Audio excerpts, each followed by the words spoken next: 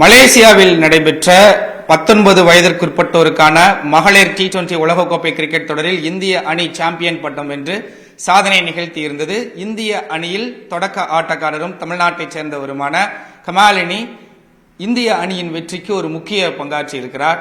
அவருடைய தாய் தந்தை நம்மோடு இணைந்திருக்கிறார்கள். அவரிடம் சில கேள்விகளை முன்வைக்கலாம். வணக்கம். முதற்கண் நியூஸ் 18 தமிழ்நாடு சார்பாக வாழ்த்துக்களை தெரிவிச்சுக்கிறோம். நம்ம தமிழ்நாட்டிலிருந்து இந்திய அணியின் வெற்றிக்கு ஒரு முக்கிய பங்காற்றி இருக்கிறாங்க கமாலினி. எப்படி இருக்கு அவங்க சாம்பியன் பட்டத்தை வாங்குறப்ப அந்த வின்னிங் மொமெண்ட், அது நீங்க டிவியில பார்த்துட்டு இருப்பீங்க, எப்படி இருந்துச்சு அந்த தருணம்? ரொம்ப நல்லா இருந்துச்சு சார், ரொம்ப மகிழ்ச்சியாக இருந்துச்சு.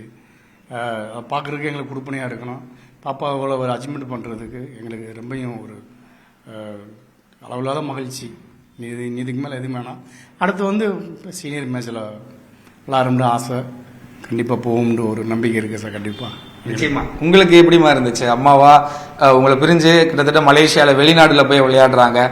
கிராமத்திலிருந்து பெண் குழந்தைய பிரிந்து இருக்கிறதே வந்து ரொம்ப கஷ்டம். அதுவும் இந்த மாதிரியான ஒரு சூழ்நிலையில வின்னிங் மொமெண்ட்ல ஜெயிக்கிறப்ப நம்மளுக்கு எப்படி இருந்துச்சு உங்களுக்கு? ஜெயிக்கிறப்ப அந்த அவ்வளோ நாள் பிரிஞ்சிருந்த வேதனைலாம் அந்த ஒரு நிமிஷத்தில் போயிடுச்சு. ஏன்னா அவ்வளோ நாள் கஷ்டப்பட்ட அந்த நிமிஷம், அந்த ஒரு நிமிஷத்தில் ரொம்ப சந்தோஷமாக இருந்துச்சு, ரொம்ப ஹாப்பி. மற்றவங்களோட மேட்சஸை பார்க்குறப்ப நம்ம பொண்ணு மேட்ச் விளையாடுது, அதுலேயும் வின்னிங் மூமெண்ட்டு, அதுவும் ஃபர்ஸ்ட் வேர்ல்ட் கப்பு அப்படின்றப்போ ரொம்ப ஹாப்பி, சந்தோஷமாக இருக்குது, சொல்கிறதுக்கு வார்த்தையே இல்லை. நிச்சயமா. அதுவும் மதுரை மாவட்டத்திலிருந்து வந்திருக்கக்கூடிய பெண், கிராமத்திலிருந்து வந்திருக்கிறீங்க. கிரிக்கெட்ல எப்படி ஆர்வம் வந்துச்சு?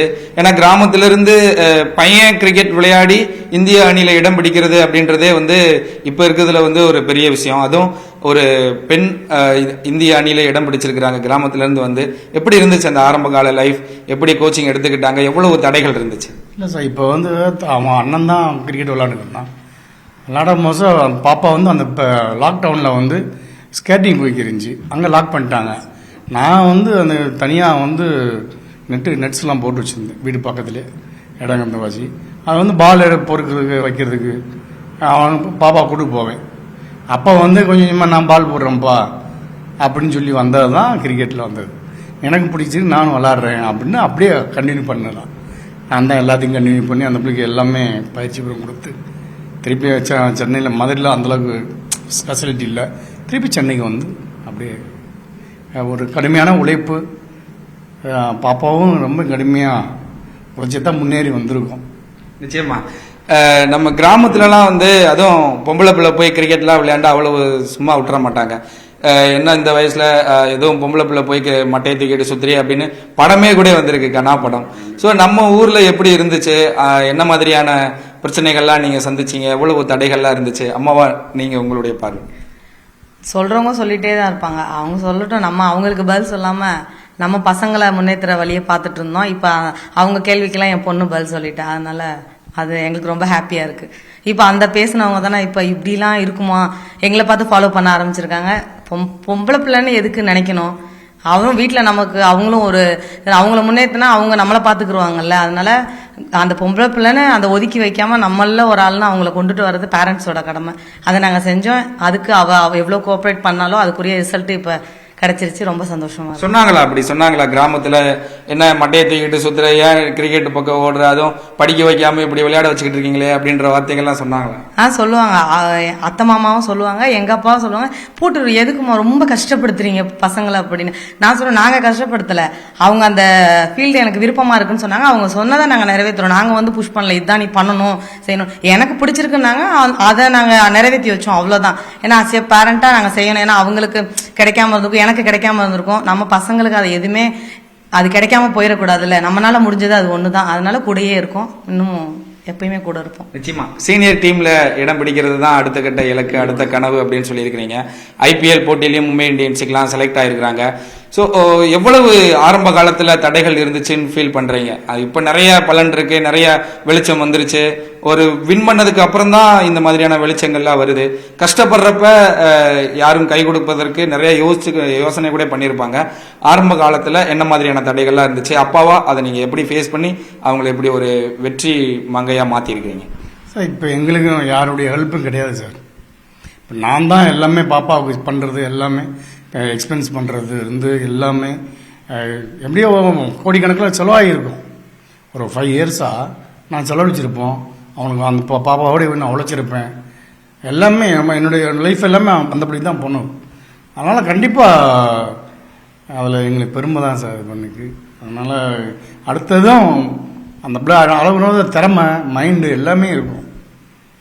அடுத்த லெவலுக்கு கண்டிப்பாக போகும்ன்றது எங்களுடைய நம்பிக்கை. கண்டிப்பாக சக்ஸஸ் பண்ணும் சார், நம்பிக்கை இருக்குது. இந்த படத்துல எல்லாம் பார்த்துருப்போம், என் பிள்ளை மேட்ச் விளையாடுறா பாருங்கடா அப்படின்னு சொல்லி ஊரே உட்காந்து பார்க்குற மாதிரியான சீன்ஸ்லாம் படத்துல பார்த்தோம். கமாலினி விளையாடுறப்ப அந்த சீனையும் அந்த வீடியோவையும் டேக் பண்ணி நிறைய இன்ஸ்டாலெல்லாம் வைரல் ஆச்சு. அந்த வீடியோலாம் நம்ம பேத்தி விளையாடுறது பாடுறா அப்படின்ற மாதிரியான ஒரு வீடியோஸ்லாம் நிறைய வைரல் ஆனதை பார்த்தோம். நீங்க மேட்ச் விளையாடுறப்ப எப்படி இருந்துச்சு? உங்களுடைய மைண்டு எப்படி என்ஜாய் பண்ணீங்க? நீங்க எப்படி ஃபீல் பண்ணீங்க? எங்களுக்கு நல்லா ஒரு பேரண்டாக எனக்கு ரொம்ப ஃபீல் இருக்கும் சார். ஆனால் நல்லா விளையாடணும் அப்படின்ற ஒரு பயத்தோட ஒரு மகிழ்ச்சியோடு இருக்கும் எனக்கு. அவ்வளோதான். மற்றவங்களுக்கு எல்லாமே இப்போ அவங்களுக்கு எல்லாமே பார்க்குறாங்க சார். இதுக்கு முன்னாடிலாம் என்னன்னு தெரியாது. அவங்கள யார் என்னன்னு கேட்க மாட்டாங்க, எதுவும் பேச மாட்டாங்க, யாருன்னே தெரியாது எல்லா ஊர்களும். இப்போ இன்னைக்கு ப்ராப்ளம் ஆயிருக்கு. ஆனால் அதுக்கு எவ்வளோ நம்ம கஷ்டப்பட்டால் நம்மளுக்கு தான் தெரியும். மற்றவங்களுக்கு பேசுகிறவங்க பேசுவாங்க, நம்ம அதை கேர் பண்ணுறது இல்லை சார். இன்னமும் கேர் பண்ணுறது இல்லை. ஒரு மேட்ச்சில் விளாடாமல் போயிடும், ஒரு மேட்ச்சில் விளாடுவோம். அதை ஒரு மேட்ச்சில் பேசுவாங்க, ஏதாச்சும் ஃபோனை போட்டு பேசுவாங்க, என்ன மேட்ச் விளாட்ல அப்படின்ட்டு.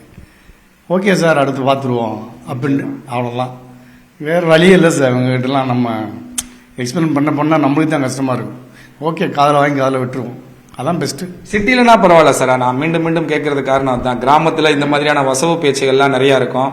சமீபத்தில் ஒரு வீர மங்கைகள்ட்டெல்லாம் நாங்கள் நிறையா கேட்டிருக்கோம். பக்கத்து வீட்டுக்காரங்க ஒலிம்பிக்ல மெடல் வாங்கிட்டு வந்தா கூட கை கொடுக்க மாட்டாங்க அப்படின்ற மாதிரிலாம். ஸோ உங்களுக்கு அங்கே பெண் பிள்ளைய விளையாட வைக்கும்போது என்ன மாதிரியான பிரச்சனைகள் இருந்துச்சு, அதை எப்படி கடந்து வந்தீங்க சார்? எல்லா இடத்துலையுமே அந்த ஈகோன்றது இருக்கத்தான் சார் செய்யும். அதெல்லாம் நம்ம அதை கவனிச்சமாக்கோம். நம்ம பசங்களும் நம்ம கவனிக்க முடியாது. அதெல்லாம் நான்லாம் கவனிச்சிக்கவே மாட்டேன் சார். நம்ம பசங்க, நம்ம பொண்ணுங்க, நம்ம ஃபேமிலி, இதைத்தான் நான் எல்லாத்தையும் கவனிச்சிக்க இருப்போம். மற்றவங்களாம் ஒரு ஆளையும் நாம் பேசிக்கிறது, அவங்களா வந்தால் பேசுவோம், இல்லாட்டி பேச மாட்டோம். இன்னமும் அதே தான் சார். இன்னும் இந்த அளவுக்கு நாங்கள் போயிருக்கோம். நாங்கள் வாடு போவோம், நாங்கள் வாடு வருவோம். எங்களை யாருன்னு தெரியாது. தெரிஞ்சவங்கன்னா பேசுவாங்க, ஓகே தேங்க்யூ சார் அப்படின்ட்டு நாங்கள் சொல்லுவோம். அதை பற்றி எதுவுமே நான் கண்டுக்கிற மாட்டேன் சார். இன்ன வரைக்கும் அப்படி தான் சார் இருக்கோம். இன்னும் அடுத்து அப்படி தான் இருப்போம். நிச்சயமா ஆண்களுக்கு நிகராக பெண்கள் கிரிக்கெட்டை கொண்டாடுறது இல்ல, பெண்களுக்கு முக்கியத்துவம் கொடுக்கறது இல்ல அப்படின்னு நம்ம நிறைய காலங்காலமா பேசக்கூடிய ஒரு வார்த்தை தான். இப்ப தமிழ்நாட்டில இருந்து இவ்வளவு சாதிச்சதுல நிறைய வீராங்கனைகள்லாம் இருக்காங்க. திரிஸ்காம்னில ஆரம்பிச்சு நிரஞ்சனால இருந்து நிறைய வீராங்கனைகள் தமிழ்நாட்டில இருந்து உருவாகி இருக்கிறாங்க. ஸோ அந்த முக்கியத்துவம் பெண் கிரிக்கெட்டுக்கு கொடுக்குறாங்க அப்படின்ற ஒரு நம்பிக்கை இருக்கா அம்மாவா உங்களுடைய? கொடுக்குறாங்க. இங்கே தமிழ்நாட்டை பொறுத்தளவுக்கு நிறைய, ஏன்னா டிஎன்சிஏ சப்போர்ட்டோ அகாடமி சப்போர்ட்டோ இல்லாமல் நம்ம எங்கேயும் போக முடியாது. அதுக்கேற்ற மாதிரி பசங்களும் அந்த அளவுக்கு கொடுக்கணும், பெஸ்ட்டை கொடுக்கணும். சும்மா சப்போர்ட் பண்ண மாட்டாங்க ஷியூரா. நான் என்ன சொன்னா, கமலினியை பொறுத்தளவுக்கு அவள் பெஸ்ட்டு ஃபுல்லாக அவள் 100% 200% பெஸ்ட்டை கொடுத்தனால தான் அவ்வளோ சப்போர்ட்டும் அவளுக்கு இருந்துச்சு. அவங்க கொடுக்குற சப்போர்ட்டை அவள் கான்ஃபிடென்ட்டாக, நான் எனக்கு கொடுத்த சப்போர்ட்டை அவள் கான்ஃபிடென்ட்டாக அவள் நிறைவேற்றி காட்டுவாள். அதனால கேர்ள்ஸுக்குமே நல்ல இப்போ ஆப்பர்ச்சுனிட்டி கிடைக்குது, அதை அவங்க யூஸ் பண்ணிக்கிறணும். நிச்சயமா கிராமத்திலிருந்து பெண் பிள்ளைகள் விளையாட வர்றதற்கான ஊக்கம் தமிழ்நாட்டில் எந்த அளவுக்கு இருக்கு? ஒரு அப்பாவா மற்ற அப்பாக்களுக்கு என்ன சொல்ல விரும்புறீங்க விளையாட வைக்கிறது? இன்னும் வரணும், இன்னும் பெரிய அதிகமான வீராங்கனை வரணும், அதெல்லாம் நாங்கள் எதிர்பார்க்குறோம். வந்தால் நல்லது சார், வரட்டும். இன்னமும் இந்திய அளவில் தமிழ்நாடு பேர் எடுக்கட்டும். அது பெருமை தானே சார். அது அந்த பெருமையை மற்றவங்களும்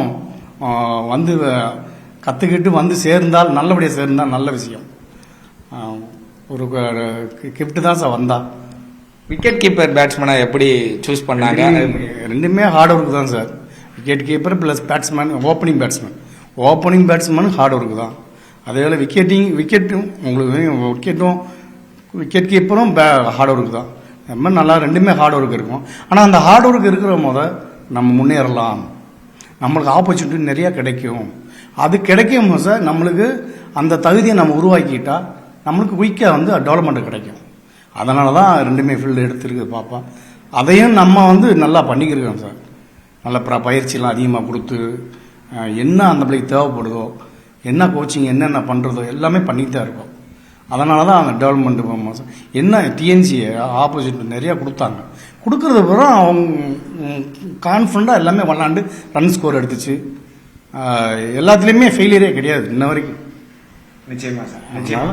அடுத்த இலக்கு இந்திய அணியில இடம் பிடிப்பாங்க. நிச்சயமா உங்களோடு சேர்ந்து உலகக்கோப்பையை ஒட்டுமொத்த தமிழ்நாடும் சேர்ந்து கொண்டாடும் அப்படின்னு நம்பலாம். தமிழ்நாட்டிலிருந்து, அதுவும் மதுரையிலிருந்து ஒரு வீர தமிழச்சி இந்தியா அணி உலகக்கோப்பையை கைப்பற்றுவதற்கு ஒரு முக்கியமான காரணமாக திகழ்ந்திருக்கிறார். அவருடைய அப்பா அம்மாவிட்ட நிறைய வார்த்தைகள் பேசணும். மிக கடினமான உழைப்பிற்கு கிடைத்த ஒரு பலன்தான். கிராமத்திலிருந்து, அதுவும் பெண் பிள்ளைகள் வெளியில் வந்து விளையாடுவதே அவ்வளவு பெரிய ஒரு விஷயம் கிடையாது. அதையும் தாண்டி ஒரு வீர மங்கையாக ஜொலித்திருக்கிறார். அடுத்தடுத்து உலகக்கோப்பை போட்டிகளில் இடம்பெறுவார் அப்படின்ற ஒரு நம்பிக்கையை தெரிவிச்சிருக்கிறாங்க. நியூஸ் 18 தமிழ்நாடு செய்திகளுக்காக ஒளிப்பதிவாளர் பாண்டியுடன் சடையாண்டி.